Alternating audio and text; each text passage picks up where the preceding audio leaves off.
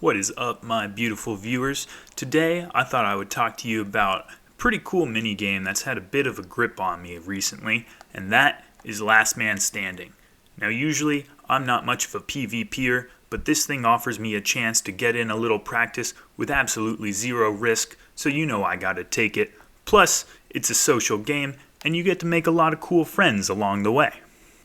This thing came out way back in 2016, and it was pretty garbage when it first released, but they reworked it a few years later to the point where now it's only garbage if I get killed in it.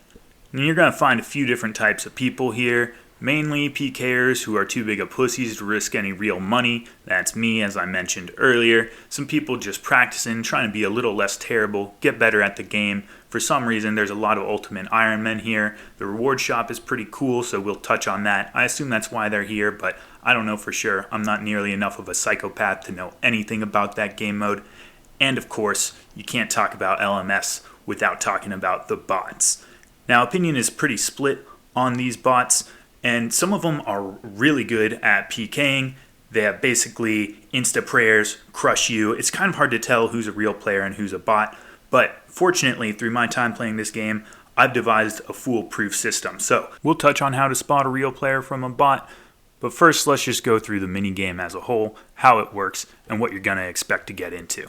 Now, when you drop into a game of LMS, you're going to be in one of three game modes: Max Med, Zerker, and One Def Pure. Now, I don't know what any of this means, but I know in One Def Pure, your big dick prayers are turned off, so I hate it because I have to click in a different space, and that's something I'm not used to and therefore scared of.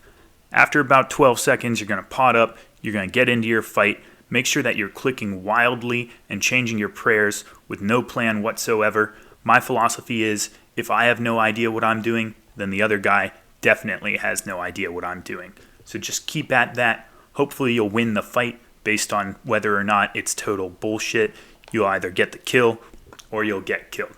It happens. People will try and do these big sweat strategies, but just take them down. Don't worry about it. You'll definitely kill him every single time. No problem. Just wait it out. Look, he's trying to use the tree. He thinks he's so cool. Nah, you're dumb, kid. Straight through prayer. Easy. Sheesh. I respect that. Thank you. Now, as you get these kills, you're going to get keys, and that's going to upgrade your gear. So you want to keep the action going. You want to get into as many fights as you can.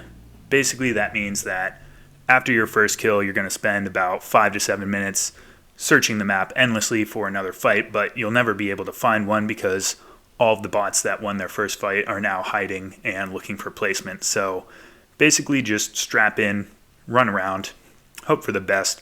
I got a little bit lucky in this game in that I was able to find a fight after traversing only about 2/3 of the map, which is pretty cool.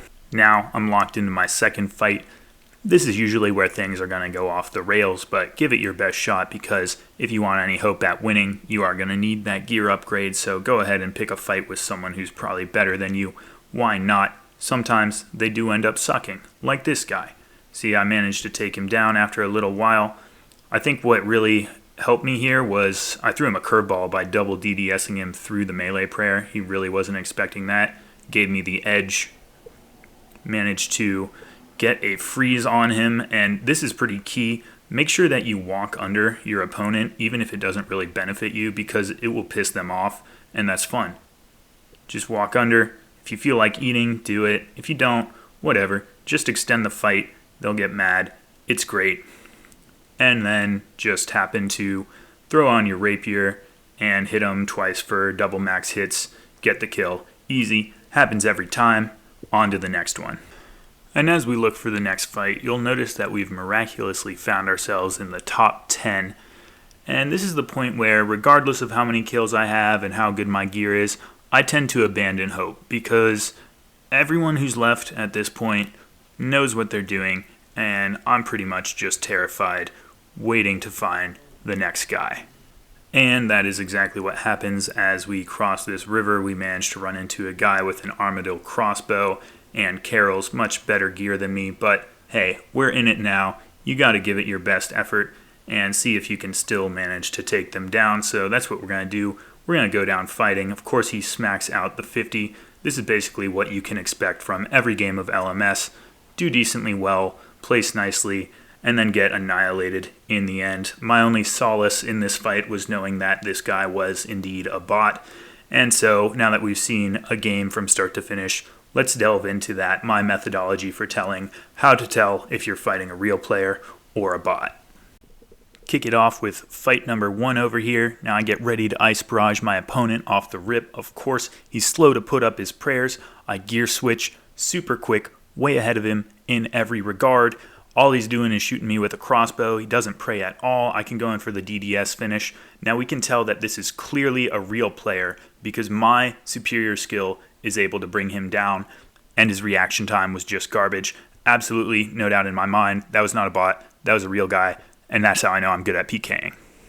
Let's take another quick look at a different example of a genuine human fight. Now this guy hits me with a crossbow. I managed to get the freeze off. He's being a bit of a visionary, praying melee just in case I managed to close that gap. Pretty smart. But I throw on my crossbow on long range, use that freeze. Now I'm out of his range. He can't switch to long range because I can just feel his human panic setting in here. He can't think of what to do. Basically just waiting to die. This is obviously just a skill gap thing. Absolute legit kill. I'm great. Okay, now we've seen a few good fights with humans. Let's take a look at some bot examples. Now, this guy, I see he switches his prayer far too quickly, spots my staff, and he starts doing just immediate movements that are too fast for any human to perform. Look, he's changing his prayers, he's switching his gear. No one could really reasonably do any of this.